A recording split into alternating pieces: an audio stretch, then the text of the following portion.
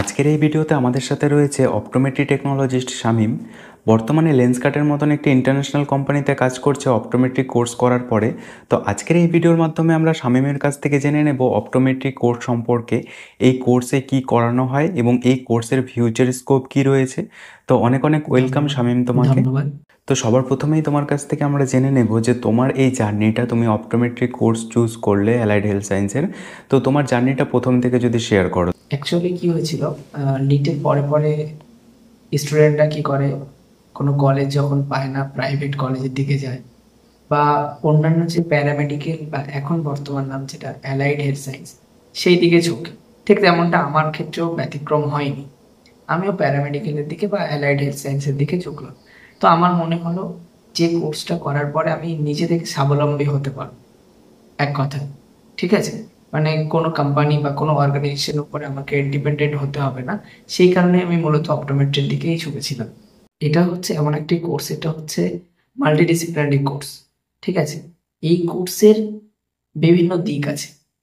এক হচ্ছে, আমি যদি মনে করি যে ক্লিনিক্যাল আমার যদি খুব ভালো লাগে, তাহলে সেক্ষেত্রে আমি ক্লিনিক্যাল দিকে যেতে পারবো। আমার যদি মনে হয় আমি এই কোর্স করার পরে আমি কর্পোরেট লাইনে যাবো, অনেকের স্বপ্ন থাকে না কর্পোরেট লাইফে নিজেকে মেলে দেবো, এটা এখানেও কিন্তু সেই সুযোগটা আছে। আবার কেউ যদি মনে করে যে আমি একাডেমিশিয়ান হব, সেক্ষেত্রেও কিন্তু এখানে সুযোগ আছে। মানে ডিপ্লোমা যারা করছে তারা ব্যাচেলর করবে, তারপরে যেতে পারবে, বা ডিপ্লোমা থেকেই যেতে পারবে। কেউ কেউ আবার ব্যাচেলর করার পরে মাস্টার ডিগ্রি করে, কেউ পিএইচডি করে, সেক্ষেত্রেও যেতে পারে। আচ্ছা, তোমাদের এই কোর্স ডিউরেশন কত রয়েছে ব্যাচেলর অপটোমেট্রি কোর্সে? হ্যাঁ, ইন্টার্নশিপ ইনক্লুডেড 3 বছর ক্লিনিক্যাল এবং থিওরিটিক্যাল বা প্র্যাকটিক্যাল যেটাই বলি না কেন, সেটা কলেজেই করতে হয়। পরের যে 4 বছর বা 14 নম্বর যে বছর আছে, 14 নম্বর বছরে কিন্তু আপনাকে হসপিটালে ইন্টার্নশিপ করতে হবে 1 বছর। আচ্ছা, তোমাদের এই অপটোমেট্রি কোর্সে কি শেখানো হয়? অপটোমেট্রিক কোর্সে অ্যাকচুয়ালি একজন প্রাইমারি আই কেয়ার প্র্যাকটিশনার হিসাবে যতটা প্রয়োজন, মানে ফার্স্ট অফ অল আইয়ের যে অ্যানাটমি ফিজিওলজি আছে, তার সঙ্গে সঙ্গে ফার্মাকোলজি যে রিলেটেড আছে, বায়োকেমিস্ট্রি আছে, সমস্ত কিছু মাইক্রোবায়োলজি শেখানো হয়, এবং কিভাবে ট্রিটমেন্ট করব বা কিভাবে ডায়াগনোসিস করব। ঠিক আছে, এগুলো আমরা হয়তো অনেক ক্ষেত্রে ট্রিটমেন্ট করতে পারি না, কিন্তু সেই ট্রিটমেন্টগুলো আমরা জানি। এছাড়াও একটা জিনিস আমরা জানবো, সেটা হচ্ছে কর্পোরেট বা রিটেল, যেটা আমরা জানি যে অপটিক্যাল বলে থাকি, সেক্ষেত্রে সেলস, এগুলো জানবো আমরা। এছাড়াও কিভাবে আমরা ডিসপেন্সিং করি সেগুলোও জানবো এই কোর্সের মধ্যে। প্রথম কথা আমি বলেছি এটা হচ্ছে মাল্টিডিসিপ্লিনারি কোর্স, সেই কিন্তু এখানে মাল্টিডিসিপ্লিনার থাকবেই। আচ্ছা, তুমি তো ব্যাচেলর ডিগ্রি কোর্স করেছো, তো এবার অনেক এমন স্টুডেন্টস রয়েছে যারা যারা ডিপ্লোমা কোর্স করছে। তো এবার ডিপ্লোমা এবং ব্যাচেলারের মধ্যে কি ডিফারেন্স রয়েছে তোমার অ্যাজ এ টেকনোলজিস্ট হিসেবে? দেখুন, প্রত্যেকটা জিনিসের বা প্রত্যেকটা কোর্সের একটা আপগ্রেডেশন বলে জিনিস থাকে, কোনো পার্থক্য নেই, কিছু নেই। তবে ডিপ্লোমা হোল্ডার যারা, তাদের প্রতি আমাদের সম্মান আছে, এবং ওনারা আমাদের সম্মান করে যারা ব্যাচেলার ডিগ্রি করে। ঠিক আছে, ব্যাপারটা একই রকমই। এবার হচ্ছে ডিপ্লোমা হচ্ছে 2 বছরের কোর্স, তার সঙ্গে 6 মান্থসের ইন্টার্নশিপ থাকে। আর ব্যাচেলার তো আমি অলরেডি বলেছি 3 বছর প্লাস 1 বছর, 4 বছরের থাকে। ঠিক আছে, এবার কথা হচ্ছে যে এনসিএ এইচপি যেটা আছে ব্যাচেলার্স এর দিকে বেশি আগ্রহ দেখাচ্ছে, সুতরাং একটি আপগ্রেডেশনের কথা কিন্তু আসছে। সুতরাং আমি, আমার যে সমস্ত ভাইয়েরা বোনেরা আছে বা জুনিয়ররা বা আমার সিনিয়ররাও আছে বা সমকালীন যারা আছে, ডিপ্লোমা করে আছে, তারা ব্যাচেলর কথা করবেন ভাবছেন, তারা কিন্তু করতে পারেন।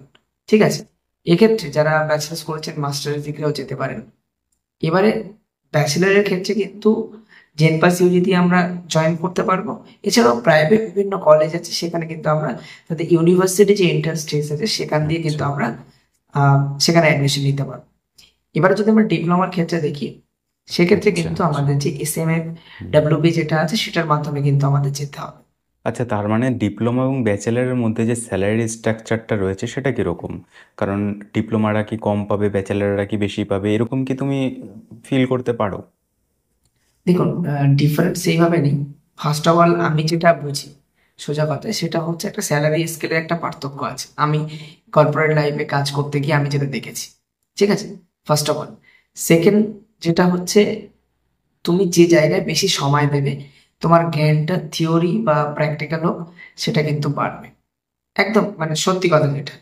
এবার আরেকটা জিনিস হচ্ছে, ব্যাচেলারদের ক্ষেত্রে যেটা হচ্ছে, তারা কলেজে থাকছে, যে কলেজে ক্লিনিক আছে তাদের নলেজ, প্র্যাকটিক্যাল নলেজ কিন্তু এক ধরনের, যাদের প্র্যাকটিক্যাল নলেজ বা করার জন্য যে ট্রেনিং বা ক্লিনিক নেই, সেক্ষেত্রে কিন্তু অনেকাংশে কমে যাচ্ছে।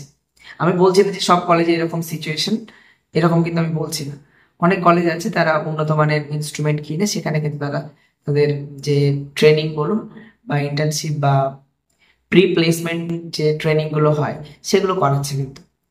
ঠিক আছে, সেক্ষেত্রে যদি আমরা দেখি ডিপ্লোমাতে তারা কি করছে, ডে একদম। ওয়ান থেকে কিন্তু তারা পেশেন্টের সঙ্গে ইন্টারাক্ট করছে বাট পেশেন্টের সঙ্গে থাকছে। সেক্ষেত্রে ডিপ্লোমার ক্লিনিক্যাল দিক থেকে কিন্তু অনেকটা এগিয়ে যাচ্ছে। তো মোরলেস কি বলবো আমি, দুটো কোর্সের যে সমস্ত স্টুডেন্ট পাস আউট হচ্ছে সবাই ভালো, এবং প্রত্যেকেরই নলেজ আছে, কেউ ছোট নয় কেউ বড় নয়। সবাই যদি আমরা একসঙ্গে কাজ করতে পারি অবশ্যই। তবে এই ফ্র্যাটার্নিটি বা কমিউনিটিকে আমরা আগিয়ে নিয়ে যেতে পারবো। আচ্ছা, তাহলে তোমাদের যে এই কর্পোরেট সেক্টরের কথা বলছো, তো এই তোমাদের কর্পোরেট সেক্টরে মানে তোমাদের কোথায় কোথায় পোস্টিংটা হয়? কি কি পোস্টে তোমরা নিযুক্ত হতে পারো এই কোর্স করার পরে? হুম, এটা আমি প্রথমে একটা ভাগ করেছিলাম যে বিভিন্ন ডিপার্টমেন্ট আছে বা বিভিন্ন মাল্টিডিসিপ্লিনারি একটা কথা আমি বলেছিলাম, ঠিক তেমনটাই। মাল্টিডিসিপ্লিনারি বলেছি কেন, তার কারণ যেমন পড়ার ক্ষেত্রে ফিজিক্স, কেমিস্ট্রি, বায়োলজি যেগুলো আছে বা টাচ আছে, বায়োকেমিস্ট্রি, এক্ষেত্রেও তাই কিন্তু।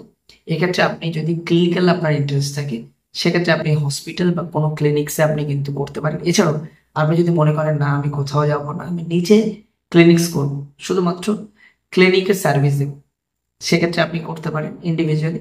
এছাড়া আপনি যদি মনে করেন না আমি এগুলো করবো না, আমি অপটিক্যাল ইন্ডাস্ট্রি বা কর্পোরেট লেভেলে যেতে চাও যেমন আমরা করছি, ঠিক তেমনটা আপনিও যেতে পারবেন। বিভিন্ন কোম্পানি আছে এখানে, প্রায় 50-এর কাছাকাছি কোম্পানি আছে যারা অপটোমেট্রিস্টদের রিক্রুটমেন্ট করে, ডিপ্লোমা এবং ব্যাচেলর বোথ এবং মাস্টার্স অনেকেই করে।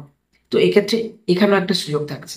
ঠিক আছে, এছাড়া অনেকে কি করে ফেলোশিপ করার পরে স্পেশাল ক্লিনিক, যেমন কন্ট্যাক্ট লেন্স, ঠিক আছে, লো ভিশন এইডস, ঠিক আছে, এই ধরনের যে সাব স্পেশালিটি গুলো আছে সেখানে কিন্তু তারা কাজ করে। বা বাইনোকুলার যারা আছেন বা বাইনোকুলার যারা স্পেশালিস্ট আছে, সেই সমস্ত ক্লিনিকে কিন্তু তারা ভালো একটা স্যালারিতে কিন্তু জব করে। এবার আসি একাডেমিশিয়ান, যারা হচ্ছে আপনার মাস্টার ডিগ্রি করছে, মাস্টার ডিগ্রি করার পরে পিএইচডি বা পোস্ট পিএইচডি করছে, তাদের ক্ষেত্রে কিন্তু এই জায়গাটা কিন্তু আছে, এখানে কলেজ এছাড়াও মানে ইউনিভার্সিটি, সেই জায়গাগুলোতে কিন্তু তারা কাজ করতে পারছে।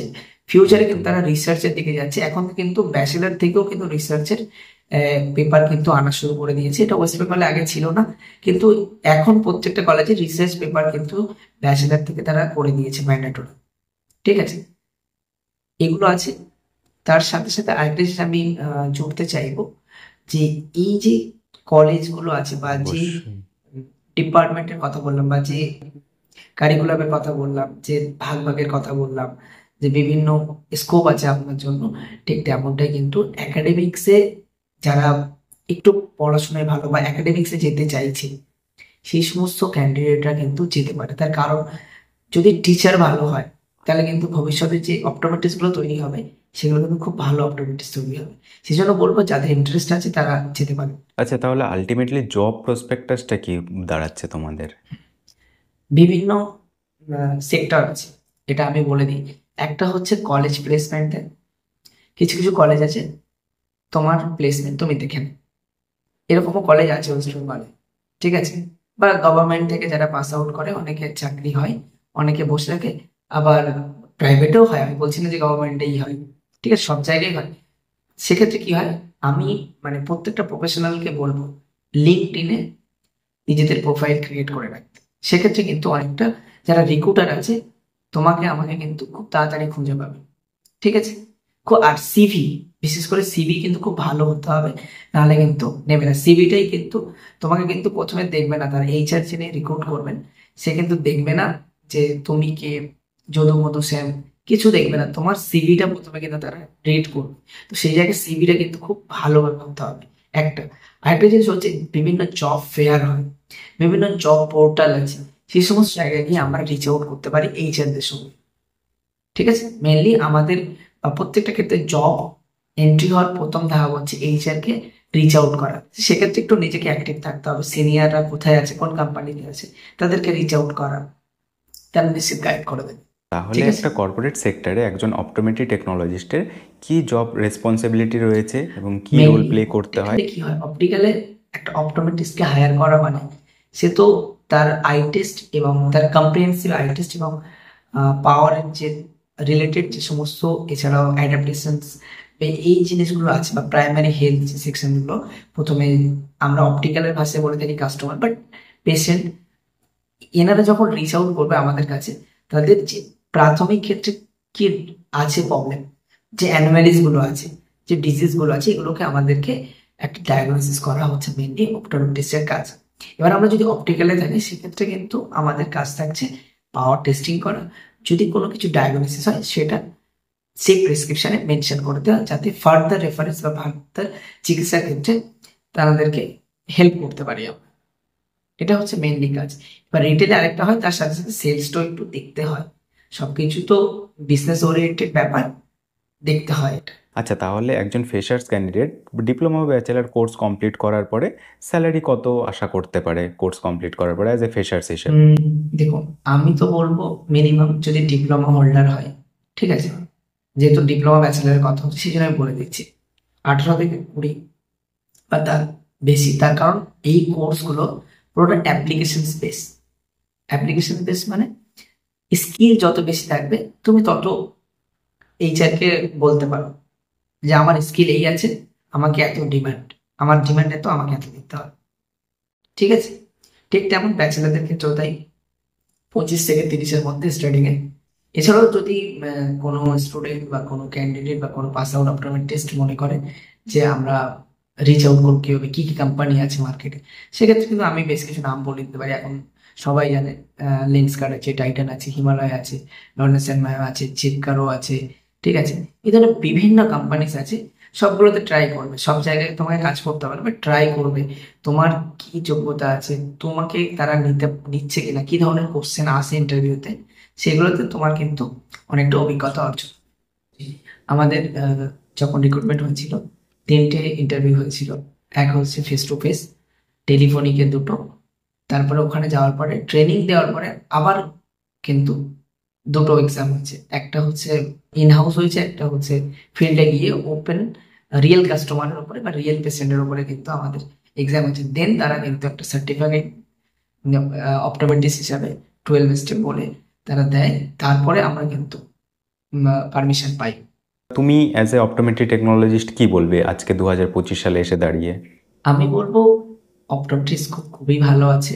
তার কারণ একটা জায়গায় দাঁড়িয়ে না আমরা ইন্ডিপেন্ডেন্ট হতে চাই। এক্ষেত্রে মানে যদি মনে হয় যে আমরা কোনো অর্গানাইজেশনে কাজ করব না, কোনো সেক্টরে যাব না, আমার নলেজ সবকিছু আছে, আমি নিজে এন্টারপ্রেনারশিপ একটা যদি আমরা বলি, আমরা একটা উদ্যোগ নিয়ে নতুন কিছু করব, সেক্ষেত্রে কিন্তু জায়গা আছে। তবে এটা আমি সর্বশেষ কথাটা বলি, হ্যাঁ, ডিপ্লোমা ব্যাচেলর কোনো ফ্যাক্ট করে না।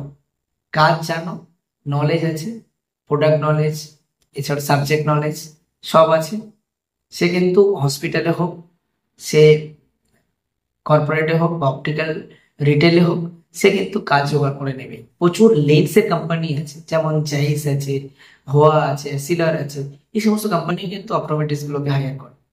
আমি বলবো অ্যাকচুয়ালি যে সাবজেক্টটার প্রতি ভালোবাসা আছে, আমি বলছি না যে সবাইকেই অপটোমেট্রিস্ট হতে হবে, যে সাবজেক্টের প্রতি ভালোবাসা আছে এবং তুমি ভাবছো, আমি প্রথমে বলবো কোনো কোর্সে যখন অ্যাডমিশন নিচ্ছ, তার আগে একবার দেখে নাও তার কারিকুলাম কি আছে বা তার সিলেবাসে কি কি পড়ানো হয়। মানে একটু জাস্ট গো থ্রু করে নাও, তারপরে তুমি বুঝে যাবে যে অ্যাকচুয়ালি আমি কি হতে চলেছি, আমার ফিউচার প্রসপেক্টস কি আছে, আমি ভবিষ্যতে আমি কি করব। অনেকে কি করে, পাশের বাড়ির দাদা, পাশের বাড়ির দিদি কিছু একটা পড়ে নিল, ও ভালো জব করছে, ভালো স্যালারি পাচ্ছে। আমরা বাঙালিরা কি করি বা বাঙালি মা বাবারা কি করে, বাচ্চাকে সেখানে ঢুকিয়ে দেয় যে ওই ছেলে ভালো জব করছে বা ওই মেয়ে ভালো জব করছে, নিশ্চয় আমার ছেলে ভালো। এরকম কিছু নয়, বাচ্চাদের ইন্টারেস্ট কোথায় আছে যদি দেখা যায়, তাহলে সে সেটাই করবে। এটুকু আমার বলার। আর যারা ফিউচারে অপটোমেট্রিস্ট ওয়েস্ট বেঙ্গল এবং তথা পুরো ইন্ডিয়াতে নতুনভাবে এন্ট্রি করেছে বা নতুন সেশন শুরু হয়েছে, আর তাদেরকে অনেক অনেক স্বাগতম। সামনে 4টে বছর কাটাতে হবে। তারপরে গিয়ে এবং যারা ডিপ্লোমাতে ভর্তি হচ্ছেন তাদেরকে বলবো 2 বছর থেকে 2.5 বছর কাটাতে হবে। তারপর একটা নতুন ওয়ার্ল্ডে আসবে এবং যারা এবছর ইন্টার্নশিপ করছে, নতুন জয়েন করছে তাদেরকে বলবো নতুন ফিল্ডে আসছো, খুব ভালোভাবে কাজ করো এবং আগিয়ে যাও। এইটুকুই। তো চলো আজকের ভিডিওটা এখানেই শেষ করছি। অনেক অনেক ধন্যবাদ শামীম তোমার সময় বের করার জন্য। ধন্যবাদ আপনাকেও আমাকে অপটোমেট্রি নিয়ে বলার জন্য।